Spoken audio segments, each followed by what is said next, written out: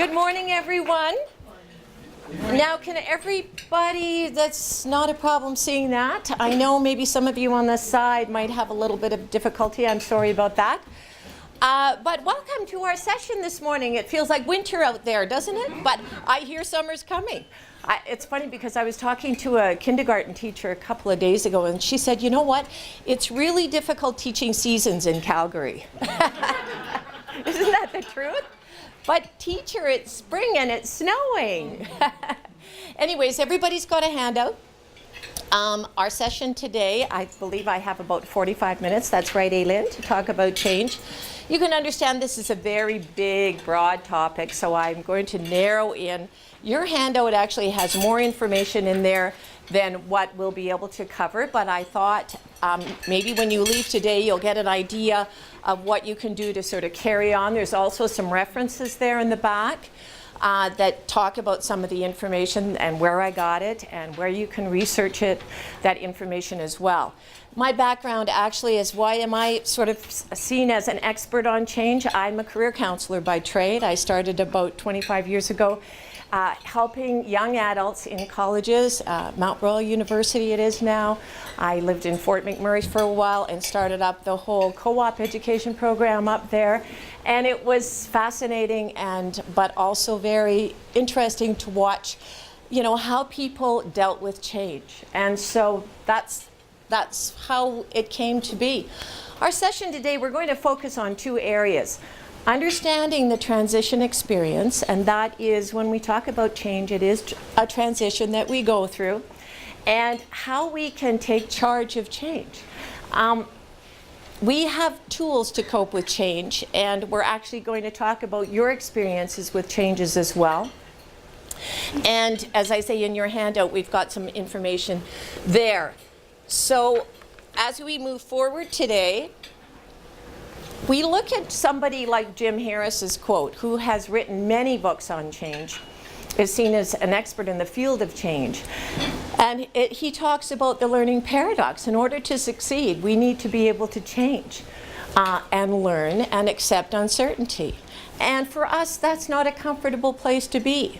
In fact, when I say, you know, what do you think about that word change? What words come to mind for you?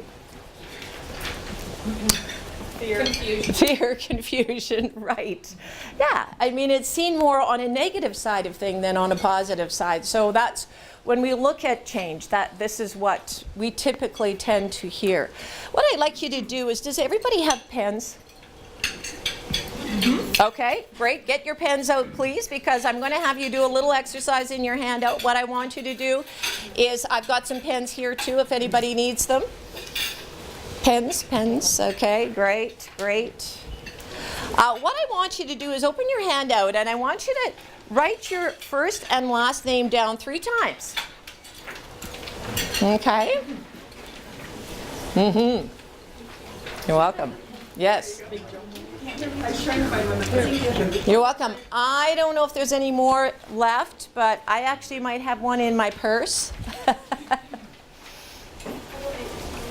Okay. Great. Anybody else need a pen? No? Okay. So now what I want you to do is write your first and last name down 3 times again, but this time write it with a hand that you don't typically write with. And I want you to shout out to me. How does it feel? Weird. What else? Kindergarten. Oh my God. You feel like you're drunk. Okay. Uh-huh. So,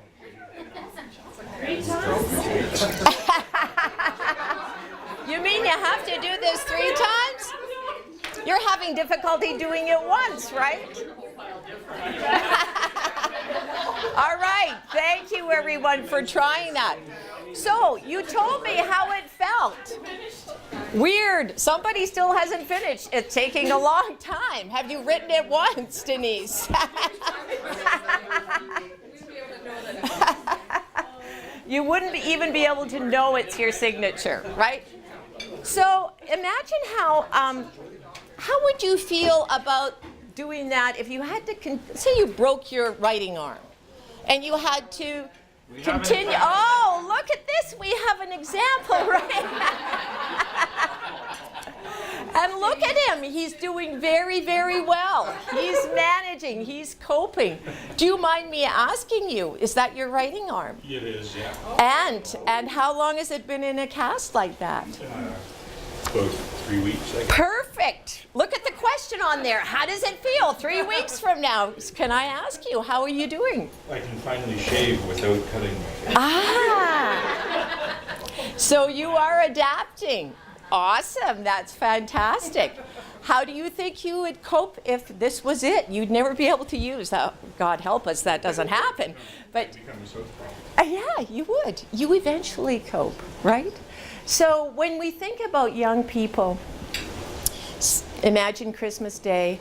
You know, they have a new toy under the Christmas tree. Notice how your young one. Anybody have like a 3 or 4 year old, 5-year-old, 6-year-old? Their present is under the tree. It's a new game. Do you think they sit down there and, okay, let me see, I got a new Xbox. Now let's look at the directions.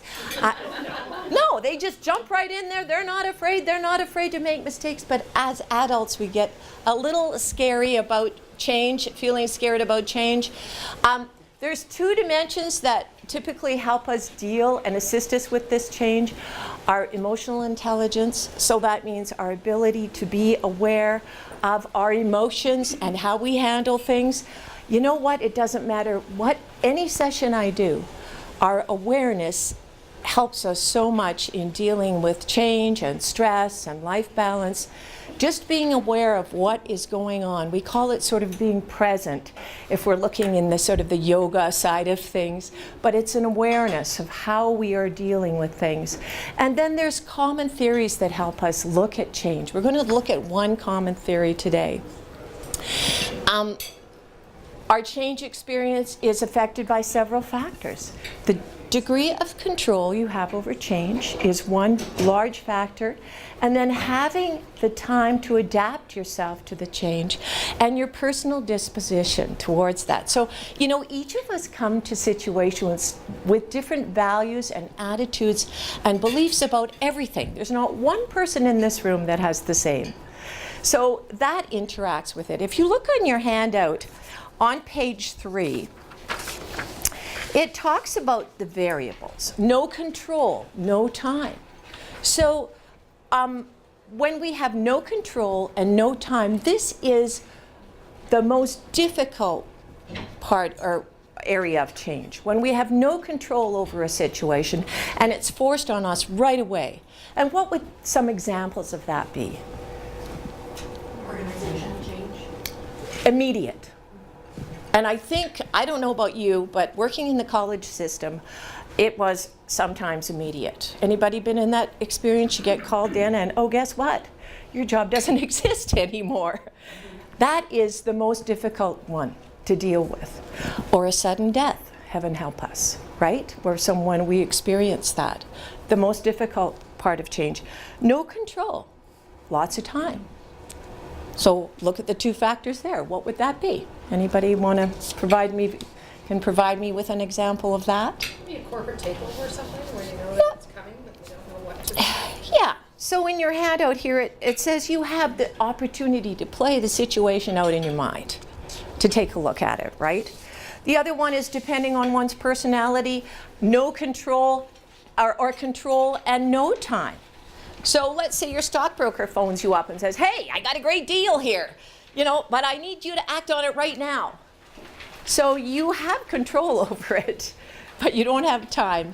And the best situation is control and lots of time. Should I go, you know, should I finish my job up here over the next year and consider going back to school? Let me think about that. Let me play that over in my mind. No, I don't think this is a good choice. That's the best part of change. We've all been through change experiences, and our ability to cope, as I say, is with our change personality. So how are we at dealing with change? Our perception of change, and over the years, as we experience different changes, some of us have different perceptions, and we're going to talk about that in a minute. Our past experience. So how's it gone for you in the past? How has it gone for friends in the past? I remember a speaker I knew about 10 years ago now. She was let go from the federal government, and this was devastating to her. Like, she thought her life was ending. Guess what? Her life was just beginning. And when I often think about change, like, she took that and turned it around, and man, she's one of the best speakers, going everywhere, doing everything, and very, very successful. And that wouldn't have happened to her if she hadn't had that change kind of foisted on her, really. And the current events in our lives. What's happening at home? Are you going through lots of changes at home, lots of stressors? That affects how we look at change as well. On your table, I've given you some arts and crafts. If you were to wear a t-shirt, and I'm sorry, I don't have t-shirts for you today, but there's labels on your table. And what I want you to do is take one of those labels, and I've got some scissors, or you can just write on it. Think about what you're going to write on it. What motto would you put on your t-shirt about your change experience? What motto would you put on there? Been through the ringer, loved it, you know, something like that. So I want you to write a little motto. Take a moment, just have some fun with it, write it, stick it on your lapel or your clothing or whatever it is, if you don't mind doing that, about how you feel about change. Take a minute to do that. How was your change experience? Let people know. Scissors. I have some scissors. You can just peel it off.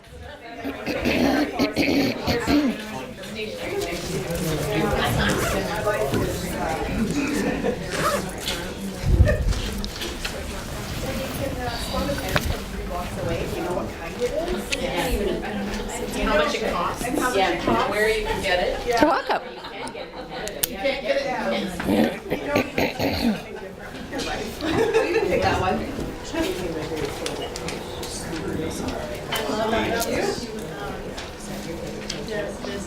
The scissors are coming if you need them. Oh. There you go. We can make one right. Just to prove that we actually are girls. Yay! Look at you guys. If I can count, I didn't even count it. Just do it and go. I'm good. Very well. Yeah, we're good. I'm getting a small change. She's a big one. Big change. You can have a big one, the life change. Could be plenty. It means you have a lot of change to that. Fill it in, yeah. Apparently I should write class clown because all I can do is looks like a broad. There you go. Hey, you've adapted. Lana, you should have made them write with your left hand. Or their non-writing hand.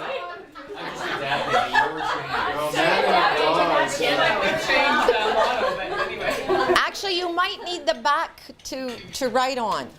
Maybe you want to take your back, you know, this part here. Maybe just cut that so people can write on it. That's okay. Are you okay? Yeah, all right.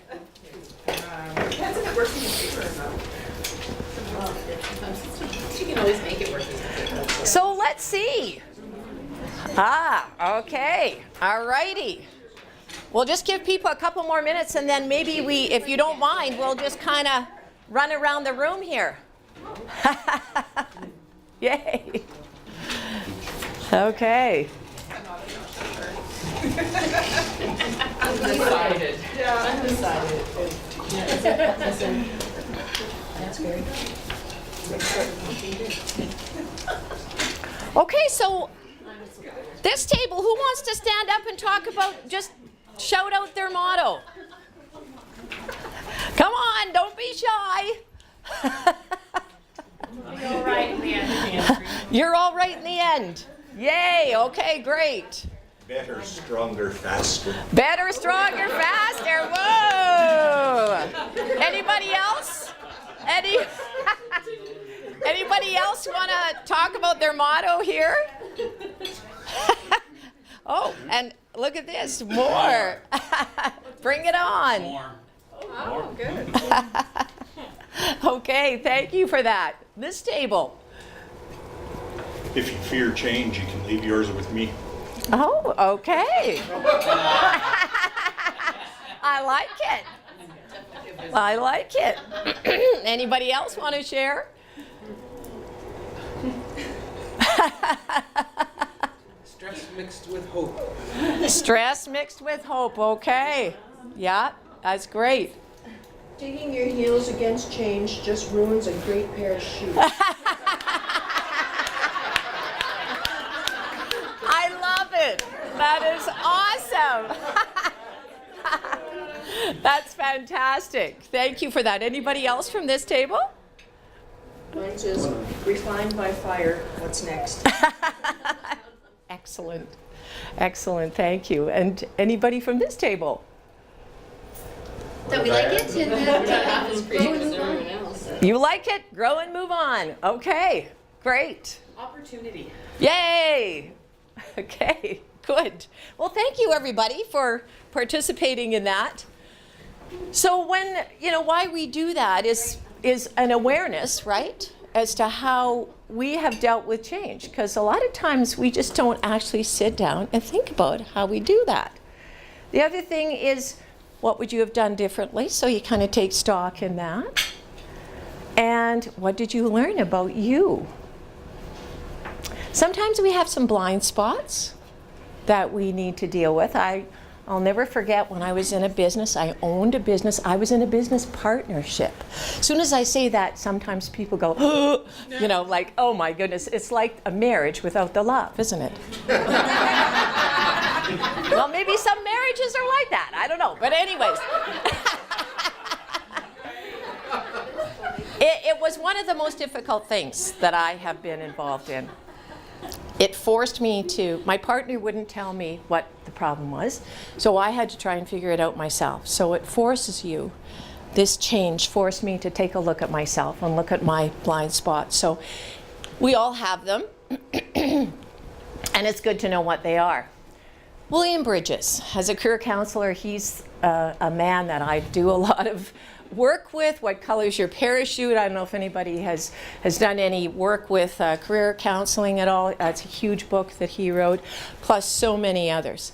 But he has a very simplistic theory for change, but I think it's the one we need to look at. And when we look at change, there's the first thing, of course, is the ending. So when things change, this is how we tend to look at it. It's a loss of security, a secure feeling. We are creatures of habit, aren't we?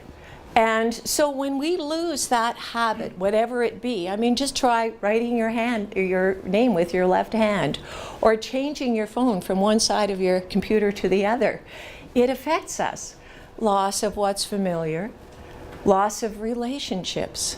In studies that have been done, the thing that affects us most when we are going through change or experiencing a job change where we are actually moving jobs or changing locations, and it's our loss of relationships that affects us the most, according to studies. So that's huge. And loss of identity.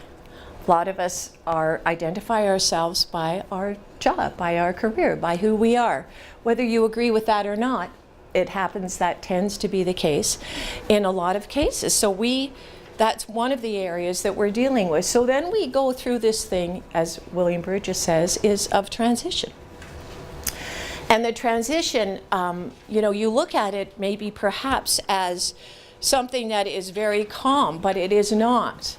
It's an area where we need to be able to let go of the past so we can move on to the present and to our new beginnings. And what falls inside this transition is something that, when we look at the fear of change, is, according to psychologist Denny O'Grady, there's always the fear of failure. Will I be able to do what I need to do under the new circumstances? What are those circumstances? Will I be able to commit to those? Perhaps I won't be able to do a great job and people won't like what I'm doing. Will I be successful? So those are just things, and bear in mind, I'm running through a lot of this information very quickly, but just to give you an understanding is when, I asked you how you felt about fear. These are some of the things that we connect to. Obviously, when we take a look at it and ask you about your change experience, a lot of you are going, yeah, I can do this. But remember, it comes down to control. What is within your control? And the transition, as I say, is the most uncomfortable part of change because we go through many reactions, emotional reactions, physical, behavioral. We feel disoriented and confused. And this is the most difficult part. It's not the ending. The ending comes on a final date, the date that your software is being changed. And on that date, things will not be the same. There's a new software program on your computer. And guess what? It's not running properly, but it's there and you've got to deal with it. That has a specific ending. A transition can take a short time or a long time, depending on the control you have over the situation and how quickly, the time frame that it took place. But these are some of the things that come to mind. When we look at our little guy here, our little zebra is talking about stress, and this is what happens to us when we experience fear or change. And we look at change, and according to Stephen Covey, we have a split second where an event can be stressful or it doesn't have to be stressful. But a lot of times people find change stressful. When we look at what stress is if we go back to the definition of stress, that stress isn't an event that happens to us. It's our perception and belief about the event that determines how we feel about it. So we actually have a choice. We have control. And when we look at those two factors that we talked about earlier on today, time and control as being a factor, when we experience stress, we have control over how we respond to it. And I'm not saying that in life that everything is not stressful, that we run around going, oh, isn't life beautiful? Because sometimes things change. And we have to catch ourselves and go, is this the way I'm going to respond to this? Because what happens? Do you remember grade 10 science? The fight-flight response? So when we go into a stressful mode, any perceived threat, and notice that word perceived, so if we see that as being stressful, imagined or real danger, unusual sight, sound, smells, somebody sends you an email with a kind of an angry tone, that can be, if you take that, it can be stressful. Stress reaction is triggered. Hormones flow into the bloodstream, cortisol and adrenaline. The body prepares for fight or flight. This is back from our caveman days, right? Our body is physiologically tuned to respond to danger in this way, to help us fight or flee. So last summer, for example, I was going down a pathway, picking blueberries with my dog, and I was heading out with my bucket of blueberries, and there's a bear standing right on the road. So I stood there, and I didn't have to make a choice as to whether I was stressed or not. I was stressed. I just let it go, let her rip, let the hormones flow, I'm good. Because you know what? I need that to get out of harm's way. Right? So luckily, the bear looked at me and turned away, and I sort of, got back to my normal state eventually. But this is what happens to us, and it can be at work, it can be on the deer foot. Sometimes I just say the deer foot and people go into a stress reaction, right? But this is what happens to us. This is what happens to us physiologically. Muscle tension, blood pressure, breathing rate, heart rate, mental alertness, emotional anxiety. This is all coming up. Decrease to digestion. So we're looking at stress in a lot of ways now. as to problems with obesity. We were just talking about that today with regard to stress. Our immune system is compromised. Our mental creativity is compromised. I call stress the foot in mouth problem, because when you get that email in that not very nice tone, sometimes we have a tendency, the hormones go in, the adrenaline's flowing. I'm going to tell that person how I feel. Press send. You go back to that email about 2 hours later and you go, oh. That was not a good move. Career move. That was not a good career move.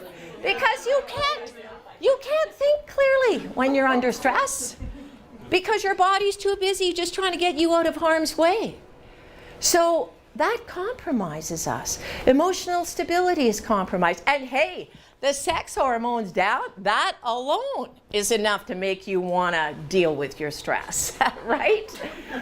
So when we experience change in a stressful way and choose to do so, this is what happens to us. We compromise ourselves in many, many ways. So it's an awareness of that. And this is what happens to us, right? Difficulty making decisions, headaches. What's your first sign of stress? Anybody mind? Sorry? You get a cold sore. I get really tired. Tired? Yeah, you just want to sleep. Can I just sleep through this, please? Upset tummy, sometimes shoulders up around, right? So our body is doing that. So if you saw you're walking down your street in your neighborhood and you saw somebody's house on fire, you would dial 911, right? Don't say what somebody said in one of my seminars. No, I don't like my neighbor. I wouldn't. They would, even if you didn't like your neighbor, you would, right? Anyways, so why is it, when our first sign of stress, or we see ourselves under stress, especially when we're going through change, that we need to find a way to deal with it. And understanding that we have control over certain things in our life, and dealing with stress is one, and then we get on to our new beginnings, where, actually where Bill Bridges says, the transition, this is the stressful time, this is a time when we have to really take care of ourselves, and then we get to the new beginnings. We understand what's going on, what's the logic and purpose behind this. We paint a picture as to how we see things are going to be and what's in it in a positive way for us, that we can contribute and participate in the change. And we have a plan going forward. And those things, when they're put in place, help us deal with change. So the ending is a specific time and date. The transition period is when we find it quite stressful, and we have to understand that it's important that we take care of ourselves. And then the beginning is when we have left that shore. We're not looking back there anymore. And that we have a plan that we have built that's within our control, that we can follow through and deal with in our own way. And what we want to do is understand that the change is an event that happens. The transition is a process that we go through. And it's individual to the time and the control we have over the event. So strategies for successfully coping with change. So what is within your control? So the new software that has been installed in your computer and has come to you without, you didn't ask for this, it just happened. What's in your control there? How can you deal with that? That's not in your control. But what are some suggestions as to how you could make this transition a little more helpful for you, and what is in your control to help you deal with that? Any suggestions? Sign up for a course. How you react. And it comes back to, remember I talked at the beginning about awareness? Our emotional intelligence. How are we responding to this? Is this rational? And sometimes it's not going to be rational. But if you're dealing with your stress, and that's another session. I can come back and talk about that sometime if you want. But if you're dealing with your stress in a positive way, and there's lots of information on there on how to deal with your stress, but just being aware, what can you influence in this transition that you're going through?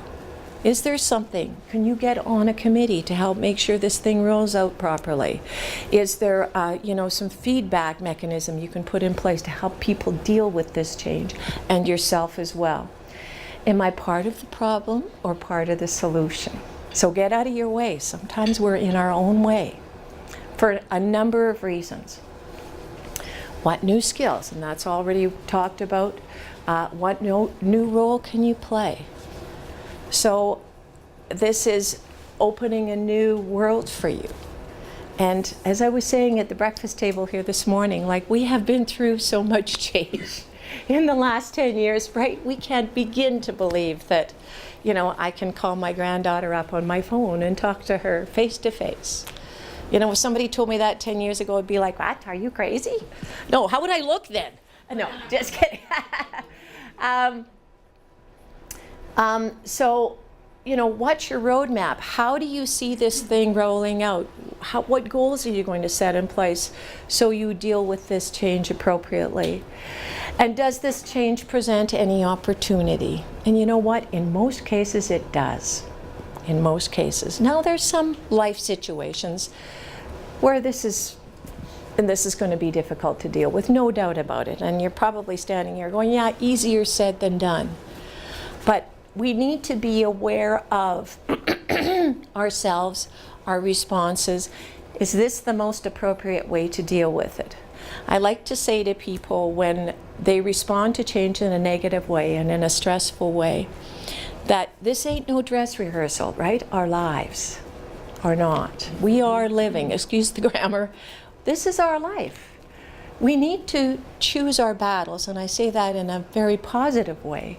But understanding, is this worth reacting in this way, or is this something that you can deal with? And there are going to be some things that fall through the cracks that that I call it the fish that got away. Because it is very stressful and is very difficult to deal with.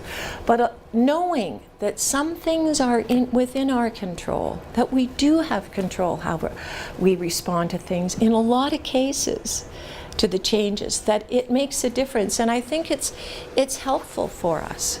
So, practicing safe stress. So if it's chaos in your life at work, going through changes, what areas can you maintain of, routine that you can go home to and find peace and balance there? And make sure that happens, because understanding how important it is.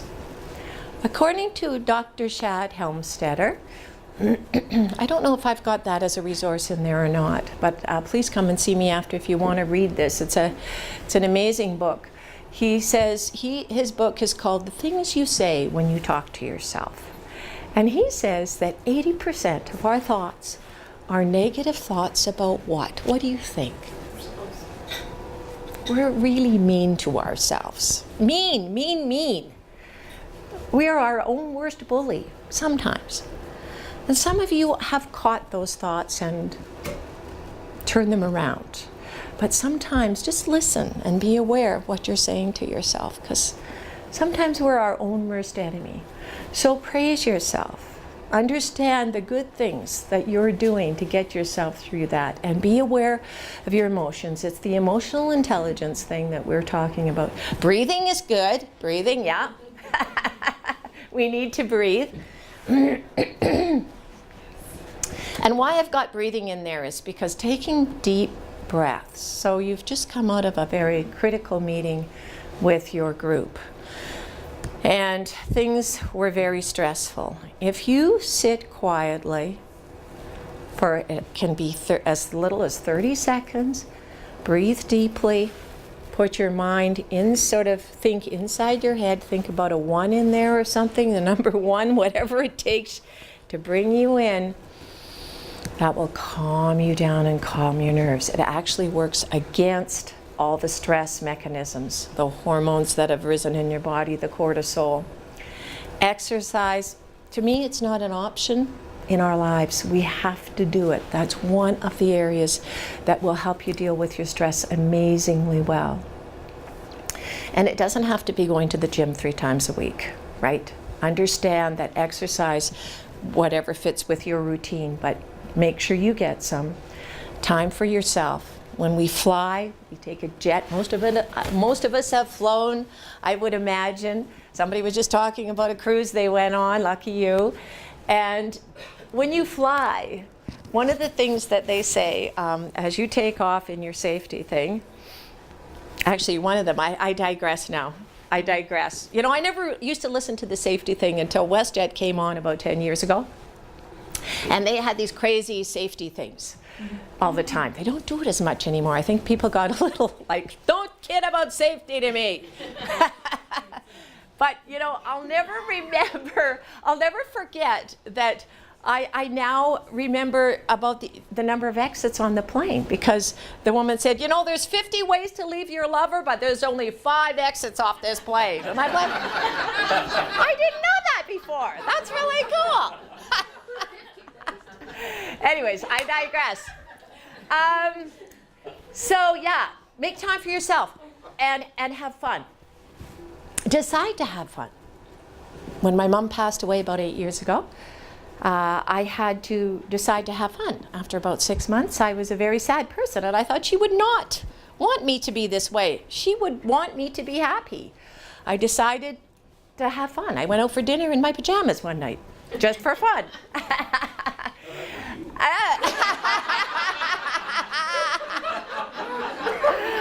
Yeah, and there was 2 benefits that came out of that. I could eat as much as I wanted because I had these nice expandable, right?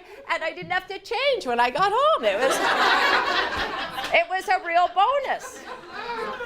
So, but now I'm going back to the safety thing. Sorry, as I say, I digress. But you know, they say in the event of lack of oxygen in the cabin, a mask will fall. And what do they say? Don your mask first and then assist others. So you need to be there for yourself, and then you can assist all the loved ones in your life and the people that you care about. You have to do that. And sleep. Sleep, good old sleep. How we need it. So a lot of times, isn't this true? It's just to understand, to get to the meat of things, to understand why this change is taking place. Sometimes you might not get the answer, but in a lot of cases it's so true that we need to understand that. And that helps us deal with the change as well. One of the areas that I really enjoy talking about, of course, is change, because I think it's something it's like somebody said, we constantly go through it. It's an area where we actually fear initially, but understanding that we have control over the change, I think helps us. That we take the effort and make the effort to make the change as positive as we can. And as I say, it all comes down to awareness. So ladies and gentlemen, I have given you in your handout a feedback form, and I see you have one on the table too. I would love to get your feedback on how you felt things went.